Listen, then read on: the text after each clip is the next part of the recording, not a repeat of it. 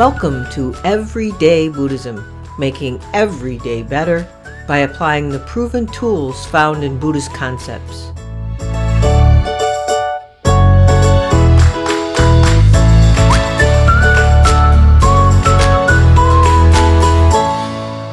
Hello and welcome to episode 41 of Everyday Buddhism, making every day better.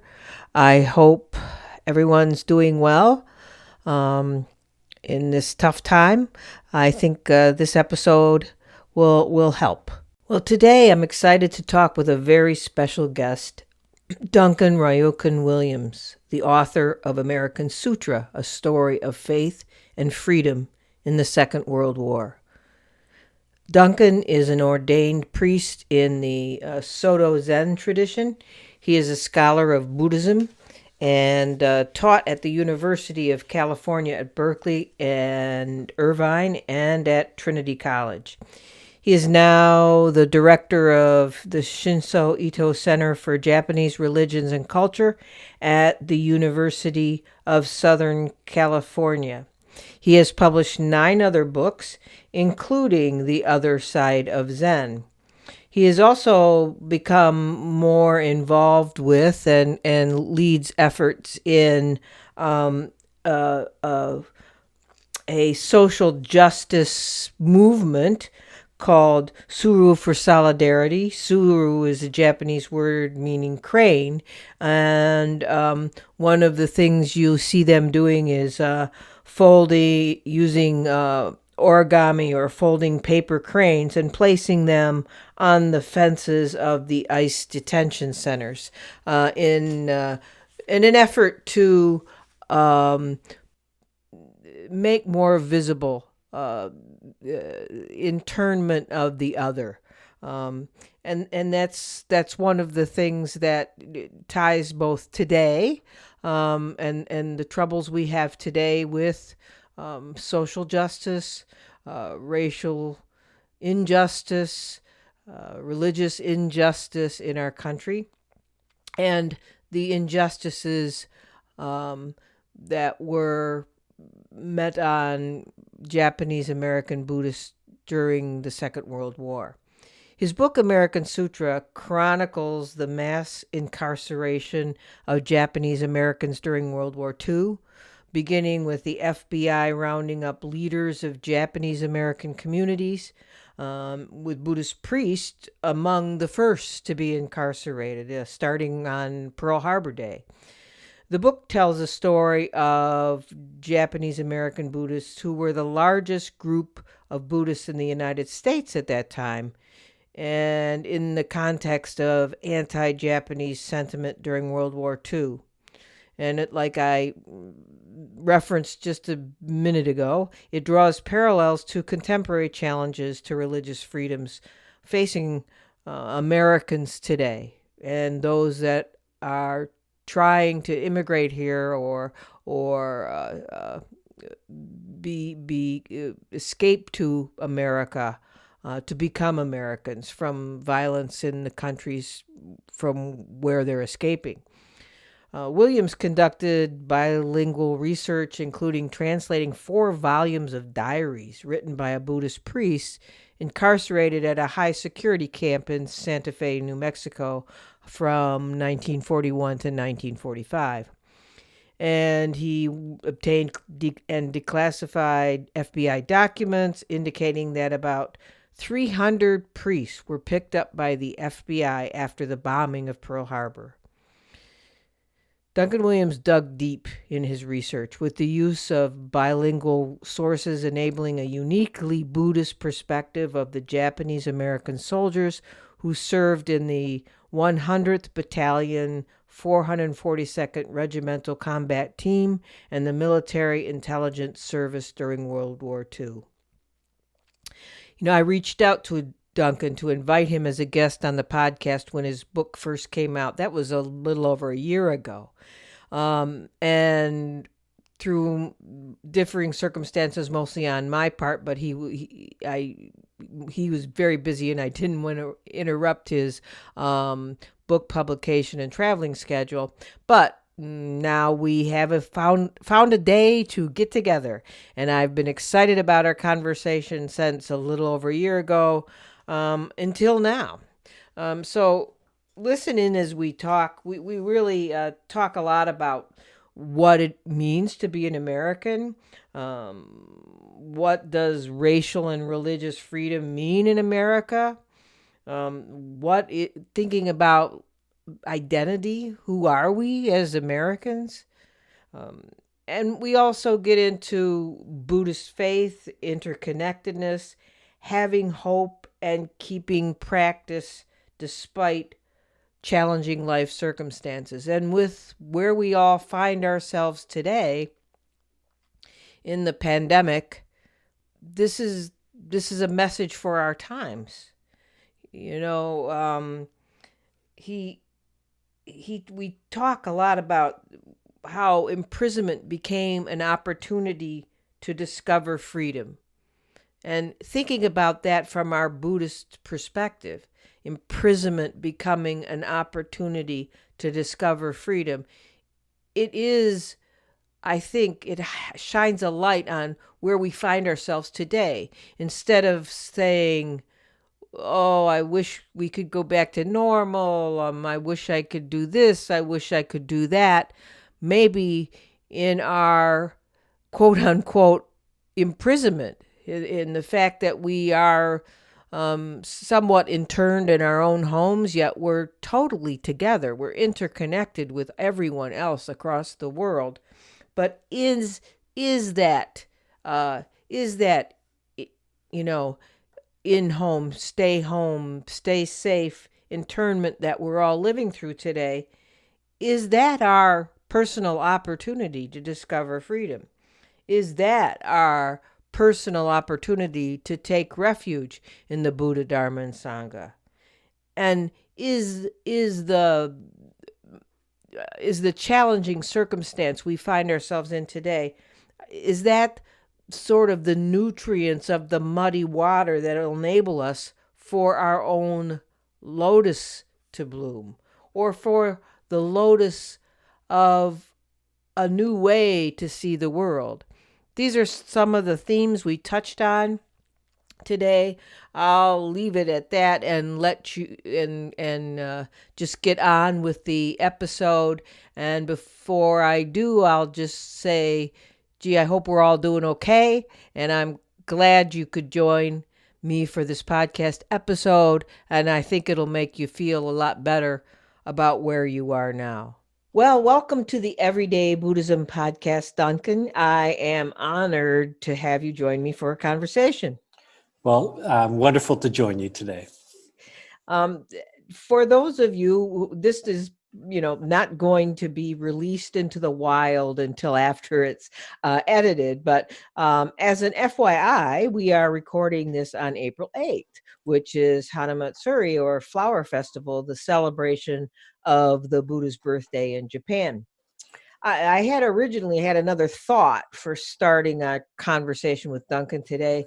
That was prior to the intensification of the pandemic sweeping the globe. But I think these times call for hope.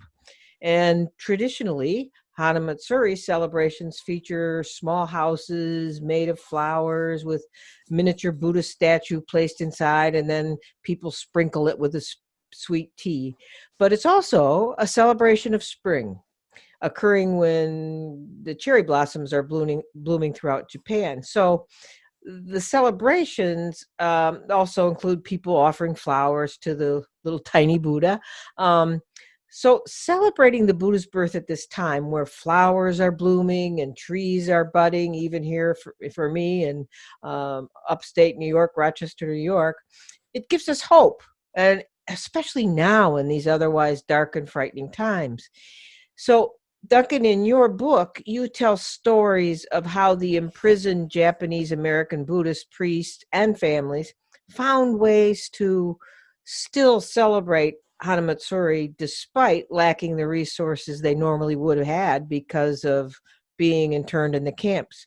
So if you could, if you don't mind, tell one of those stories and maybe say a few words of how a few Buddhist teacher, Buddhist priest-like words of how we might draw hope from the continuation of faith these stories illustrate, and how we too can find ways to keep the faith and find freedom in our own global quote unquote internment in our homes due to the pandemic. If you could Sure. do that. Absolutely. Thank you so much. In my book, American Sutra, I mention how Buddhist priests, in particular, were targeted right after the Pearl Harbor attack, and how people were picked up and incarcerated. Totally, I think over 125,000 persons of Japanese ancestry incarcerated during World War II because of their race and because of their religion. And one of the stories I focus on is Hanamatsuri, or the Buddha's birthday, the flower festival, literally in Japanese. It comes, of course, from the legend of, when the Buddha was born, the heavens were apparently so happy that it rained sweet rain and flowers. And so that's why, as you mentioned, there's a ritual of pouring sweet tea on a small baby Buddha statue inside of a shrine that's covered with flowers and so forth. And in these camps, they didn't have very much in the way of, ritual equipment that we normally have. And so they tried to make do with what was available. And so they made some flowers out of the toilet paper that they dyed with some beets from the mess hall. They made, didn't have sweet tea, but they made a sweet coffee type drink using rationed sugar and coffee that they had available. And in one camp, one of the young men went to the mess hall and found the largest carrot that he could find and carved a baby Buddha statue that way. And so they poured sweet coffee onto the carrot Buddha. So this is the kind of ingenuity that people had to come up with to be able to, in some sense, Hanamatsuri, or the Buddha's birthday, is an occasion for us not only to recall the historic, birth of the Buddha, but to kind of renew our Buddhist faith in the annual cycle of our ceremonies. And so it's a way in which sometimes, in confinement, in a place where freedom is not available, or material things are not as freely available, we find, creative ways to continue our faith and continue, our Buddhist practice in the midst of various kinds of confinement. Yes, and thank you. That's just in reflecting back on those stories. That's sort of how I felt. It was like it's like when you read a book in one circumstance and then you pick it up again in another circumstance, Right. It sort of speaks to you totally differently. And in reviewing what I had read and sort of reading it again before this podcast, everything took on sort of a different light for me in light of the pandemic. So thank you for sharing that story. And as I mentioned in the introduction to Duncan and the book he wrote, American Sutra, the book draws parallels to contemporary issues today, not just internment in our homes, but major issues of social injustice and racial injustice, especially along the divisive and challenging times we are living today. We are facing similar, since the current administration, I would say, issues around racial injustice, civil liberties, and religious freedom. And the book shines a light on our country's shameful past, with obviously what Duncan just referred to earlier, with the incarceration of more than 100,000 Japanese Americans during World War II. Yet this behavior is not only in America's past, as is evidenced by the recent incarceration of Latin American families and children escaping and then being locked up. What struck me most about your book is how you provided an intimate look into the very real people and the real feelings and thoughts they had due to the situations they faced, both the Japanese Americans and others who tried to help them.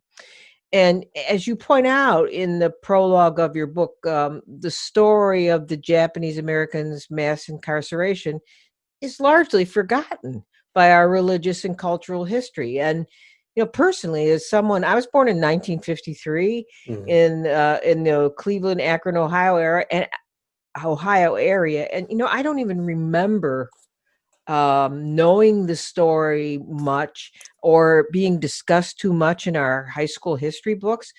And I distinctly remember the first time it hit me that something like this happened in our history.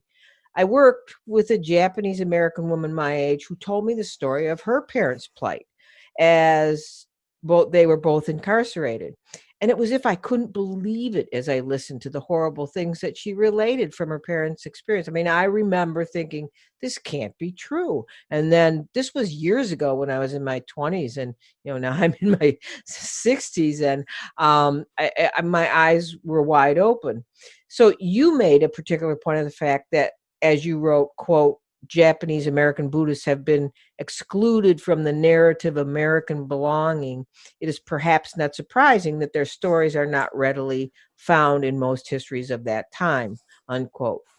But in your research and writing, you were able to tell those stories from the inside out, which is what I was so struck by. And that makes it possible for us to understand how the faith of these Buddhists gave them, you know, as you said, purpose and meaning at a time of loss, uncertainty, dislocation, and deep questioning of their place in the world.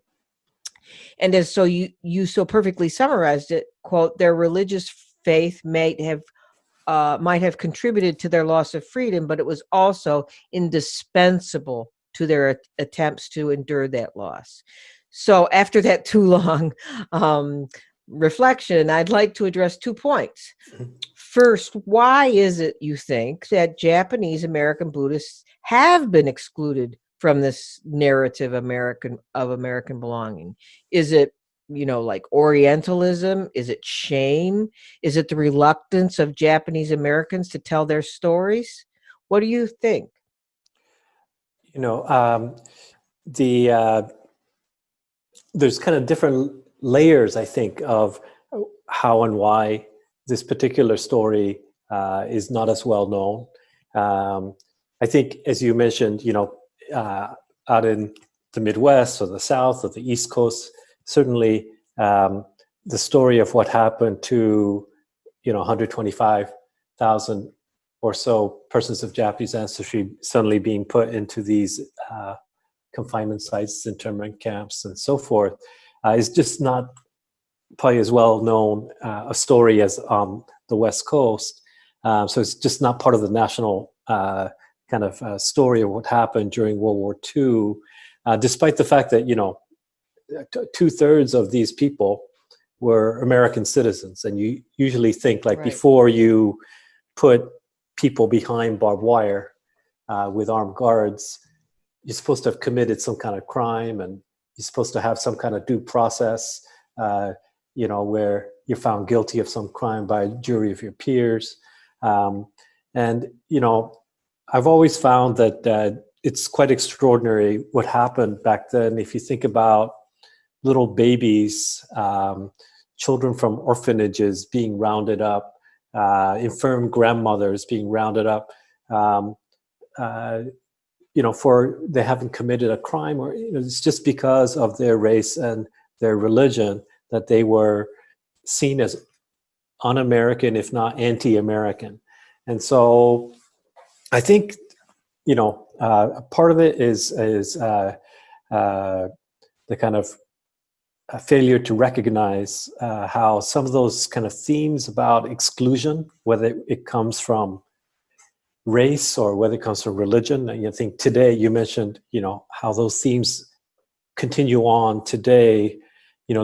For Asian American people, I think, you can see it going back as far as the Chinese Exclusion Act of Right. 1881 and 1882, that period where the first federal immigration law that said a certain group of people, because of their race, are not welcome in America. That was the first time America kind of put a kind of symbolic wall up, a border up that said some people are welcome and other people are not.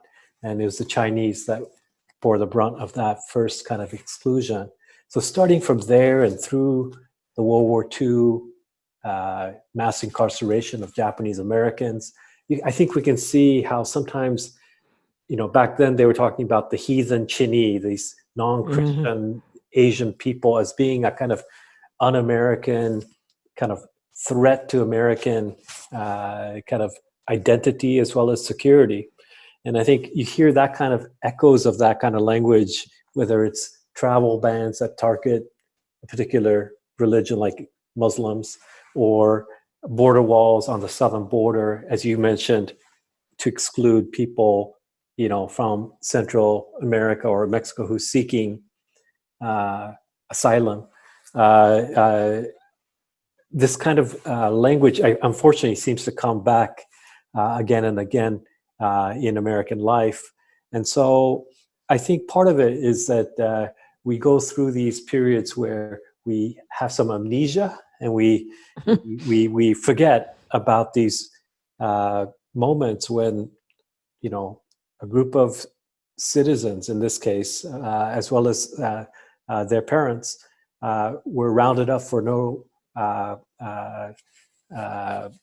crime into these camps back in World War II. So I think it's got to do with this long-standing thematic, but one where we go through these periods of amnesia.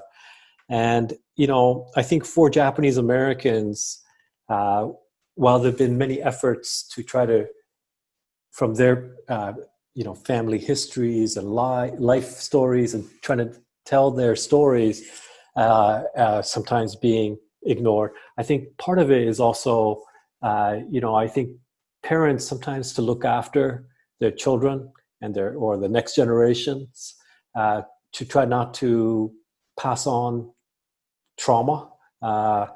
Sometimes I think, are trying to shield their kids and from what happened, so that they don't want them to go through it. So I think sometimes there's been some silences even within the Japanese American community. And the final point I would make is that, there's this very strong idea, this, again, a very long-standing one, that America is essentially a white and Christian nation, and that people who don't belong in those categories are somehow kind of marginalized or excluded completely. And I think among Japanese Americans, to try to tell this story, they often, centered Japanese American Christians, even though they were a minority within the community, as the kind of central figures in the telling of the story. And Buddhists kind of got left out, even though they constituted the vast majority of the 125,000 people who were incarcerated. And so there's all these different layers of, I think, reasons why the story is less well known. Yeah, what you pointed out. Well, first of all, I was really struck by what you just said about why it wasn't passed on, because my experience with working with Japanese American Buddhists is it is a pretty quiet thing. They don't talk about it much, even if they were in the camps. And I've often wondered about it, but that makes sense, not passing on the trauma. And the other thing that you said that I really like is about the layering, because if we are, I think, even though we don't say that that's how it is, that we're supposedly the land of the free, and the opening our doors to any race, any nationality, any creed, but as you so rightly pointed out, it's really a white Christian nation. And so why didn't they round up the Germans and the Italians? Well, that was because they looked white, right? And but the point you made about the Buddhist part of it is, I guess they had one part of the equation, right? They were the ones that weren't that were Christian and Japanese Americans, then they had one thing going for them. They were Christian, right? Right.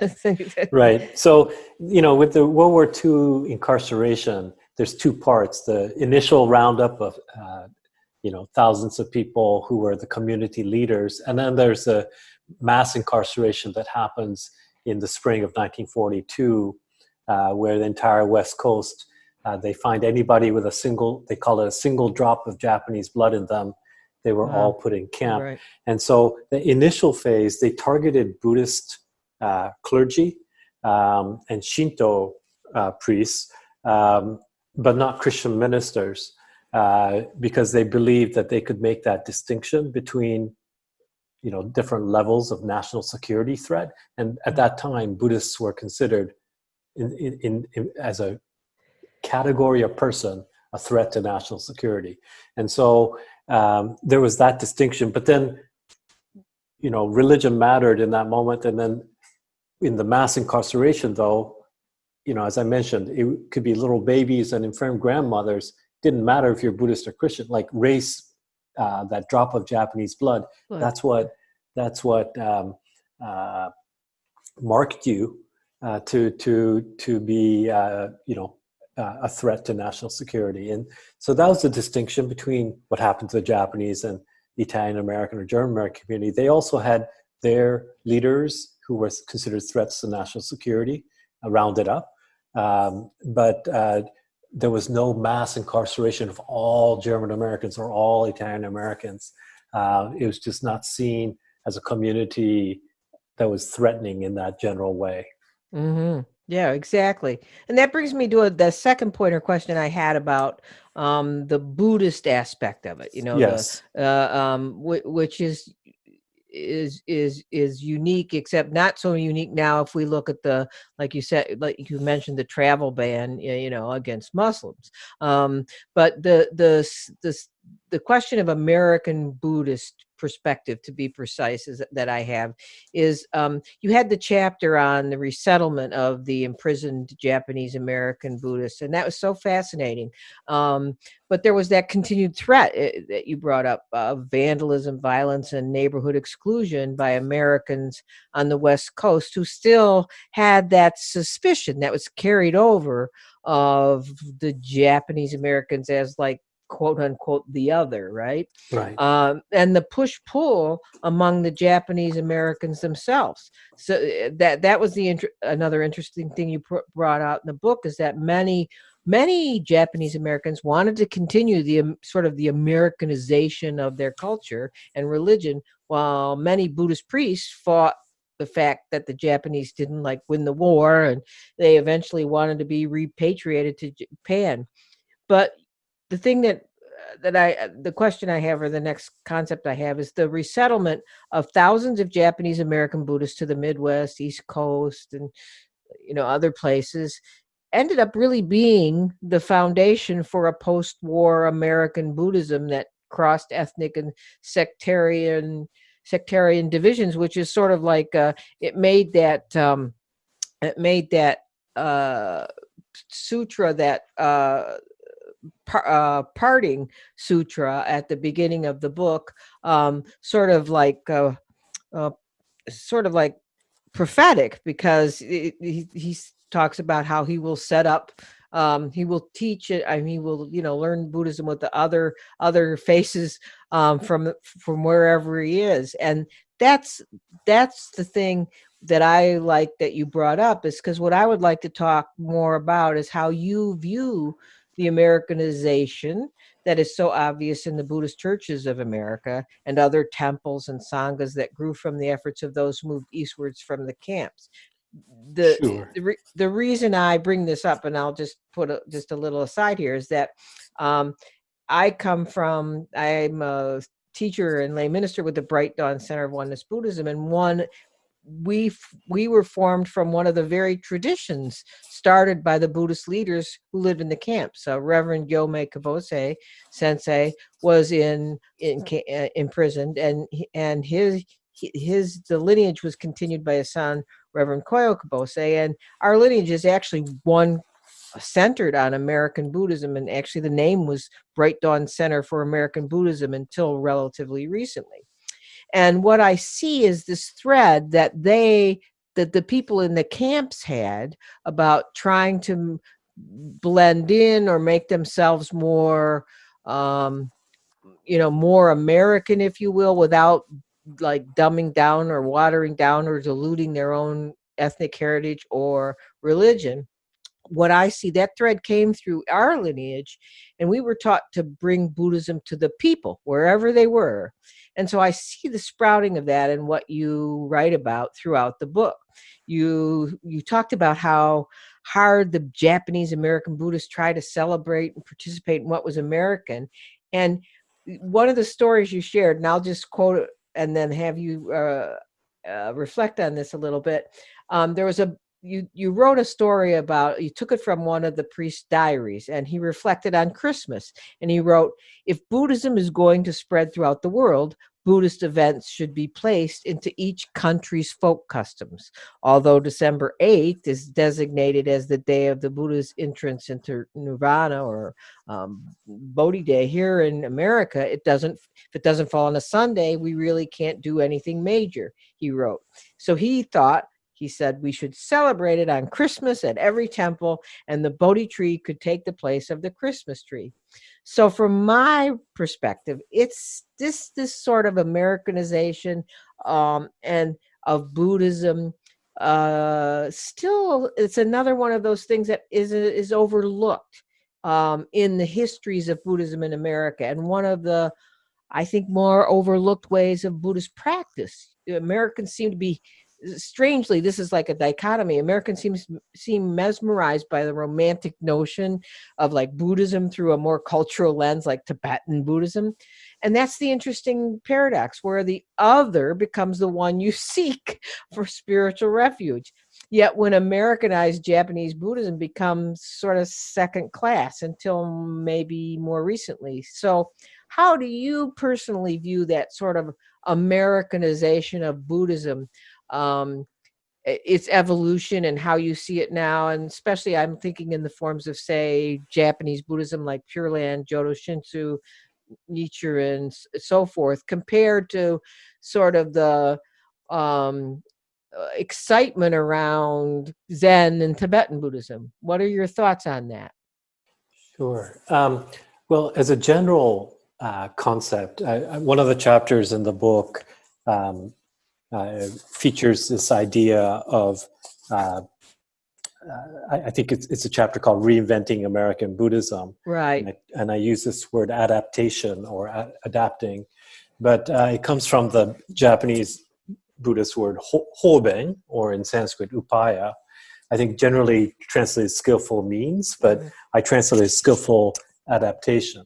But the idea is that, when Buddhism in its 2,500-year history moves from one cultural context to another, it has to skillfully adapt to that cultural zone, taking into consideration some of the social norms, church-state relationships, and so forth. And that's always been the case for Buddhism in its long history. And that's one of the reasons why it has this long history, is because it's been able to survive and adapt to different situations. Obviously, the insides of a concentration camp is a different kind of survival and adaptation moment.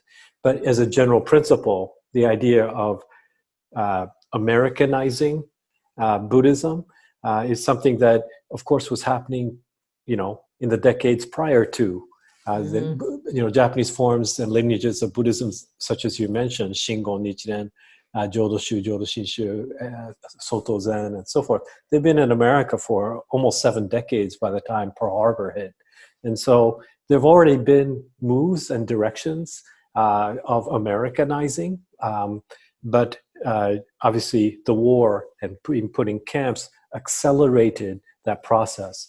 And what do I mean by that process? I think it's always been that whenever, Indian Buddhism went to Tibet, or Chinese Buddhism went to Japan, or whenever there's a movement of Buddhism from one cultural context to another, 2 things are happening simultaneously as part of that adaptation. On the one hand, you find ways in which, as I was saying, kind of like there's a adaptation, mimicking a way of kind of trying to transform some of the practices and rituals and even doctrine of Buddhism to fit the place. And so you see, as you mentioned, one of the big organizations of the Jodo Shinshu group, the Nishi Honganji tradition, they, during the camp days, in one of the camp in Topaz in Utah, they actually formally, legally changed their name from the Buddhist Mission of North America to the Buddhist Churches of America. And that idea of kind of using the language and mimicking the language that would be more familiar to a greater number of people about churches, talking about the Buddhist priests as ministers and so on and so forth. You mentioned, what was it, Buddhismus, and the kind of like putting Buddhist holidays in Right. line with the kind of like calendrical traditions at large. That's more familiar in America. I think some of those movements, like for example, congregationalism, I think is one of the key features of American Buddhism. The idea of on a particular day, Muslims meet on Fridays, or Jews on Saturdays, and Christians on Sundays, have kind of like having a designated day for congregation at the temple. That was already starting to happen prior to World War II as a form of Americanizing, the idea of kind of copying this idea of congregating, because back in Japan, Buddhists didn't necessarily have a kind of day of the week that they always got together. It was much more episodic and periodic. There was a ritual calendar, but it wasn't like you designated Sunday as the day to do that. So that kind of thing of designating a congregation day, I think was already in progress prior to the war. It got heightened and quickened by what happened during the war. But there's one last thing I'd like to mention, which is that I mentioned that whenever Buddhism moves from one cultural context to another, it's not just that it adapts to pre-existing norms of social and religious culture, but that it also, contributes something new to that culture itself and changes the culture as part of its adaptation. And so that's the other kind of the flip side of the coin, as it were. There are different things that Buddhists do that contribute something to American culture. So that's one of the reasons why I think some of these ideas that seem perhaps a little bit different than the pre-existing culture, things that Buddhism can bring around ethics, things that Buddhism brings around, say, meditation practice, or religious art, or whatever it is that's a little bit different and new. That's also part of what the process of, acculturation involves. And so it's not surprising to me that there are both those aspects happening throughout time and the decades in American Buddhism. And I think one of the things one could say about what makes American Buddhism different from Chinese Buddhism, Japanese, like other forms of Buddhism in the long history of this religious tradition, one could point to two things. One is this kind of sectarian or lineage pluralism. There's no other time in Buddhist life that you can find, you can't find it in Kyoto or Bangkok or Shanghai or Tibet, where you have all these different lineages next to each other together. It's probably the most Buddhist, pluralist moment, the development of the last century of American Buddhism. And then the other thing, and this is, I'm sorry, I'm going back to the poem you mentioned earlier called Parting by Reverend Senzaki, Nyogen Senzaki, Rinzai Zen priest who was writing to his multi-ethnic Sangha as he was being put into these camps. He has this phrase in there. He says, he's talking about having to leave Los Angeles, and it's because he's got a Japanese face, and But then he says, wherever he goes, he's talking about himself as a Buddhist priest, he may form other groups, inviting friends of all faces, beckoning them with the empty hands of Zen. And so there's something, I think, very powerful about the idea of sanghas in America being constituted of all faces, of people of different type of backgrounds, because America is a place that has different people from many different backgrounds. And so I think that's something that's very interesting and exciting that's going on. I know, for example, here where I live in Southern California, many temples like the Orange County Buddhist Church just down the road, I think their membership is now 25% Latinx. A historically Japanese American Buddhist congregation is starting to change, not only because Japanese Americans are basically, roughly about 50% of Japanese Americans, 1.3 million people, are multiracial themselves, but also because these congregations or sanghas are demographically shifting as well. And so I think we're finding some really interesting things that's never happened before in the history of Buddhism, that's a part of this adaptation process of something called American Buddhism.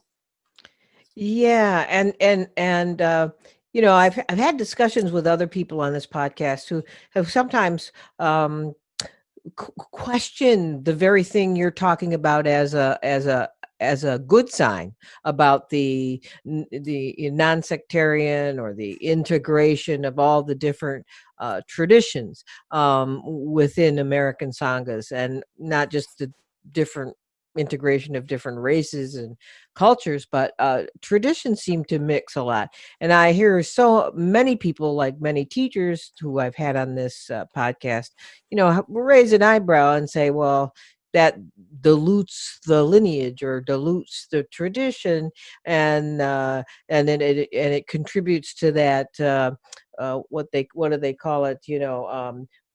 Shopping mentality of right. right. But I find some hope in that sort of non-sectarian availability, which actually, in talking about it, what comes to mind right now too is that during this pandemic, one thing that I found that's been just a blessing is the plethora of religious services that are now online. I have shared Jodo Shinshu services on my Everyday Buddhism website, because they're now online and they didn't used to be online. And most of the people I know, when I try to explain to them what that tradition is about, they've never heard of it and they didn't know. And there's just, I find it just, I think it's very promising for Buddhism in America to have it all intermixed like that. Right. Well, I think, the idea of we make the Dharma available and see who resonates.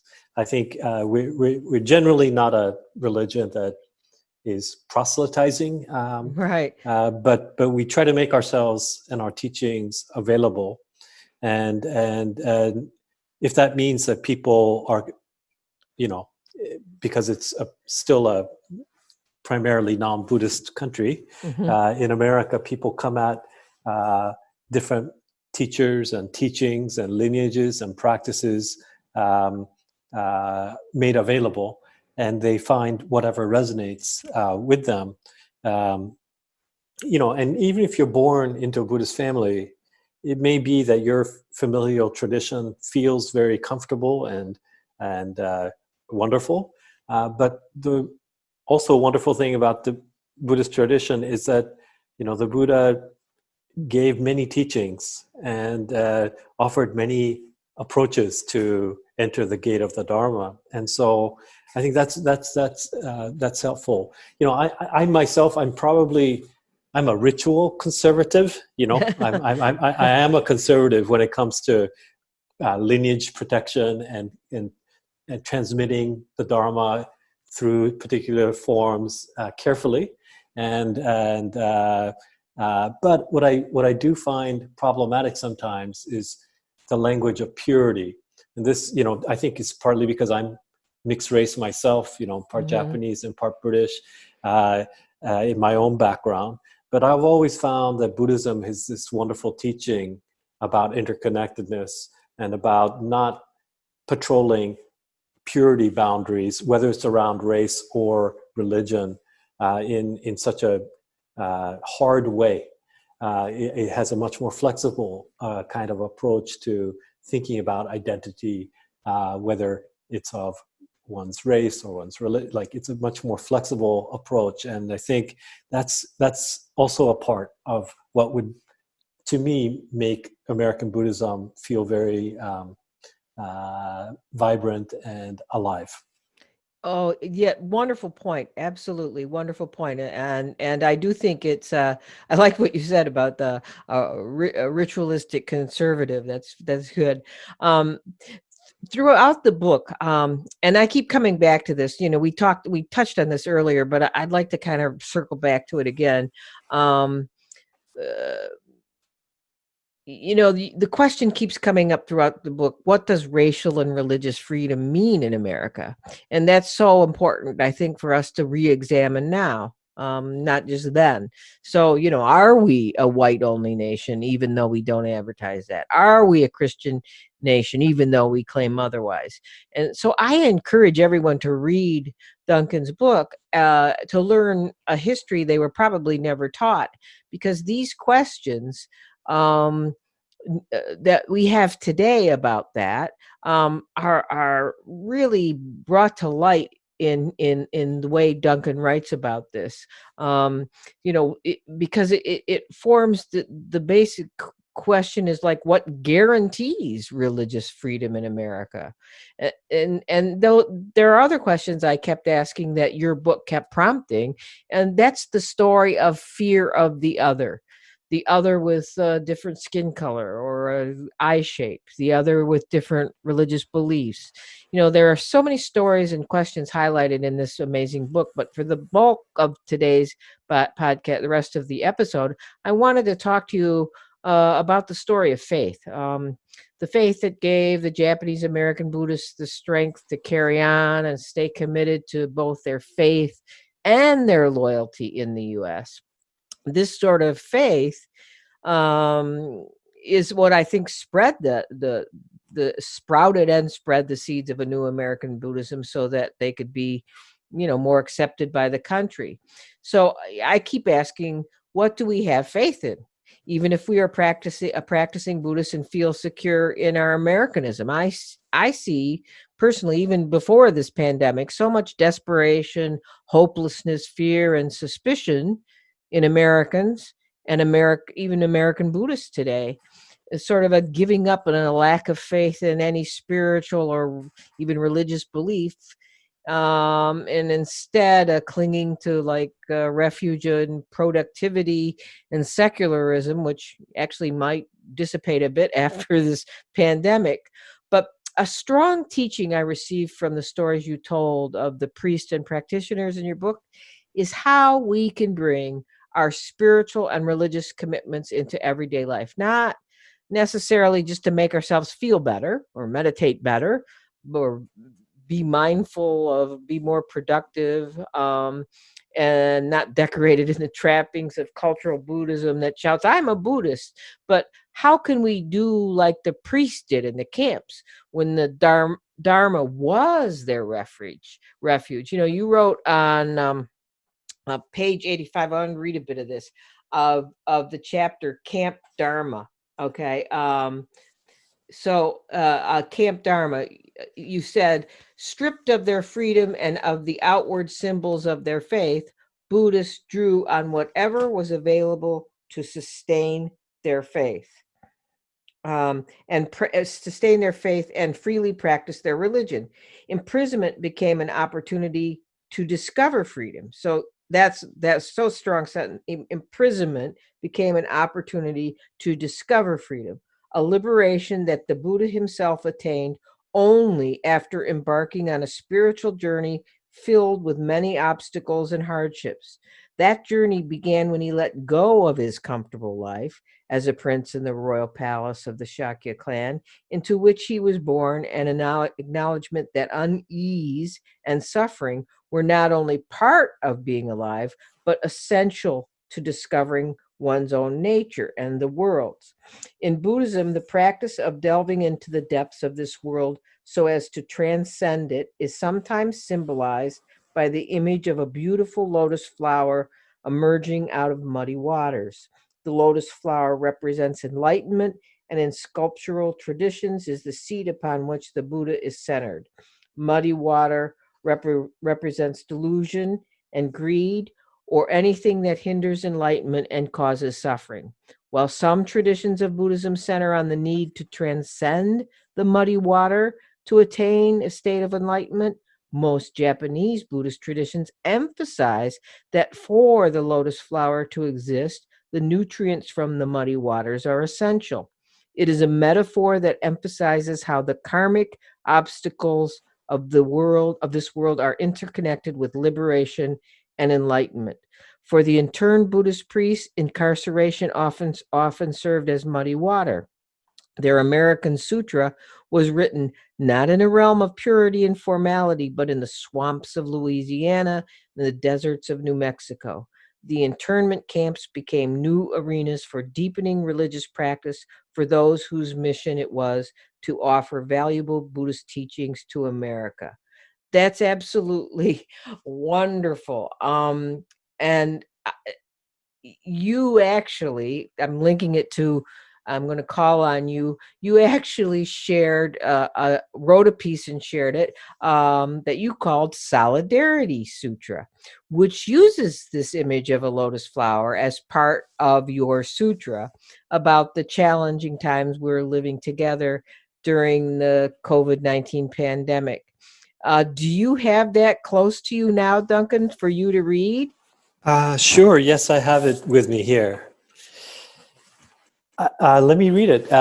It's called Solidarity Sutra, and I wrote it just the other day, trying to reflect on a Buddhist way to think about where we are today. It's also something where I'm involved in a Japanese American organization called Tsuru for Solidarity. Tsuru means cranes, and we've been folding paper cranes and placing them on the fences of ICE detention centers, incarcerating those who migrants seeking asylum in this country. And so I wrote this piece to reflect on the fact that we are all maybe experiencing some level of confinement, some level of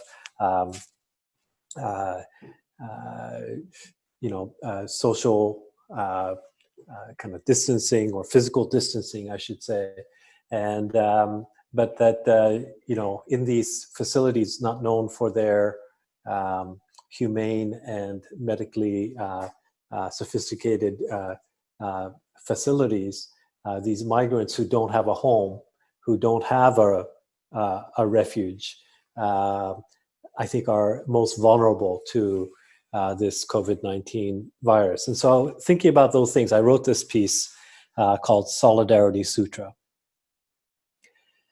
Thus, we have heard, at a time when physical distancing is required, yet social solidarity is so needed, the great physician Buddha offers medicine to alleviate the hurts of our world. A net of jewels, each a precious being, an infinite mirror to see ourselves. Interlinked is the rising wall of suffering. Interlinked are the efforts to surmount walls.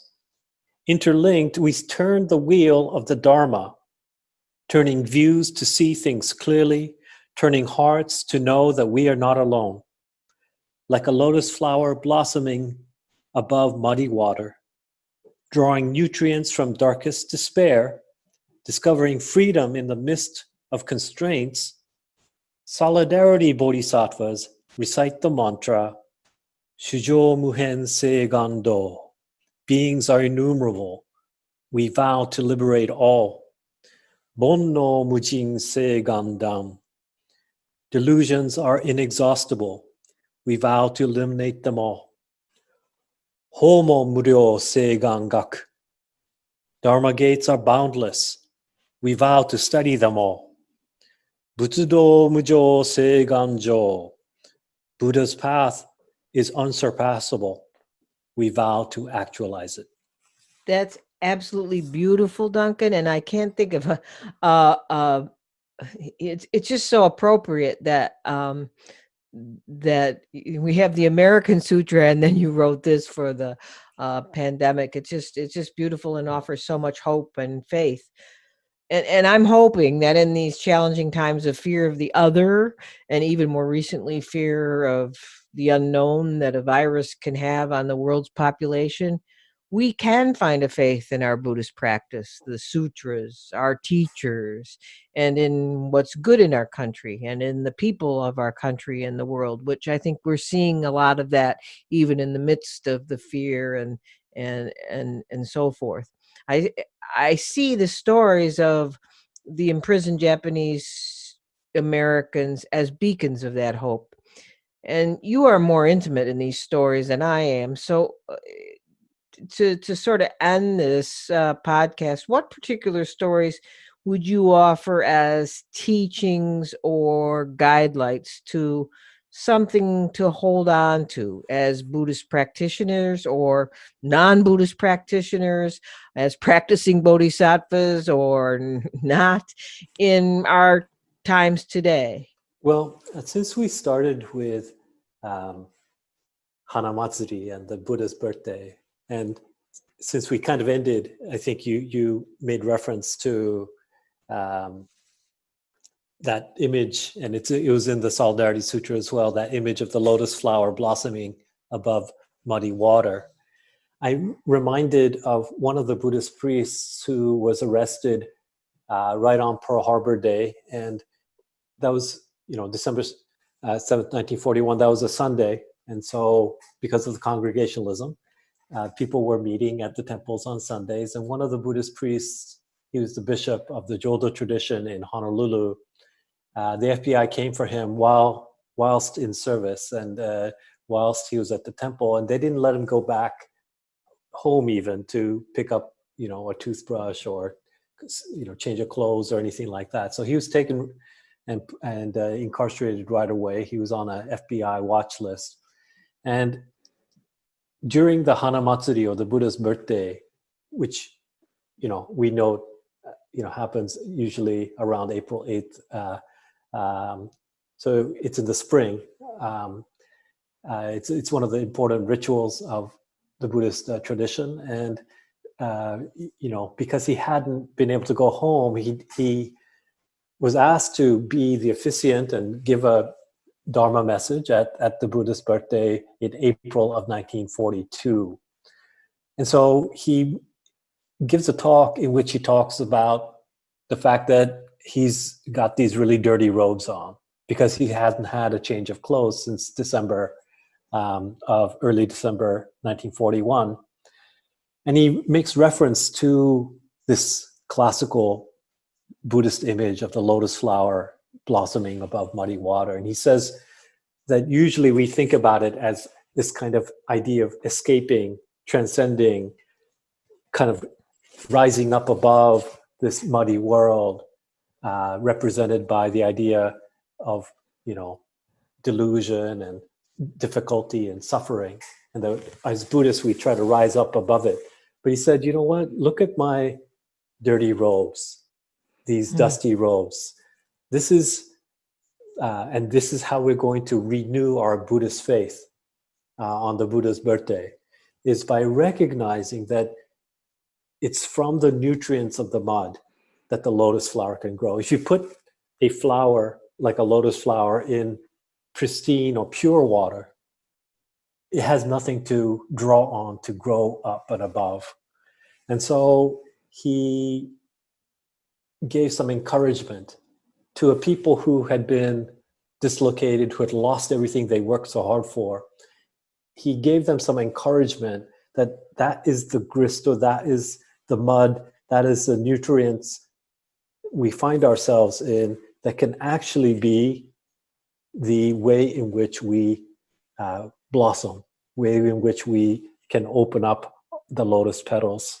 And so I think that's, to me, one story that I recall a lot in these times as well, where people on that very everyday existential level may be feeling unease, maybe feeling difficulty of many different kinds, losing loved ones to this virus, having a friend who works on the front line and medical staff, or even just, having family working at the, in law enforcement or at the gas station or a grocery clerk, and fearing what is going to happen to all of them. And that's, I think, when we need to turn to this kind of everyday dharma, the refuge we can find in how we see the world, how we act and be in it, how we can change perspective, how we form community. That's the Buddha, Dharma, and Sangha.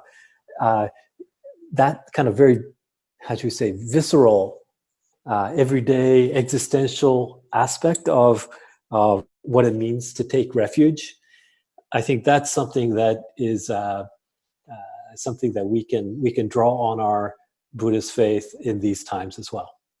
Thank you for that wonderful story. I love that story, and I love how you interweaved it with what we're doing, what we're dealing with right now. And there is it is an interesting time we live in that we're so distant, yet there's such a sense of community because the whole world's suffering at the same time, and it's such a profound illustration of the interdependence that we talk about in Buddhism. It strikes me all the time, and at the same time, I think if we can look and see it as the liberation we can find from our suffering, or in other words, the nutrients we can pull from the muddy water, the liberation that we can find from our suffering is from this sense of community we have, even though we're not together. Right. Yeah. So that's so, Duncan, thank you so much. I can't think of a more appropriate time to have had you on my podcast, and I appreciate your time, and I appreciate your writing this book, and I appreciate all the insights you were able to share with me today. Wonderful. Thank you for all you do. Thank you. Well, that's it for this episode of Everyday Buddhism. Until next time, be safe, take good care, and know that we are truly all in this together.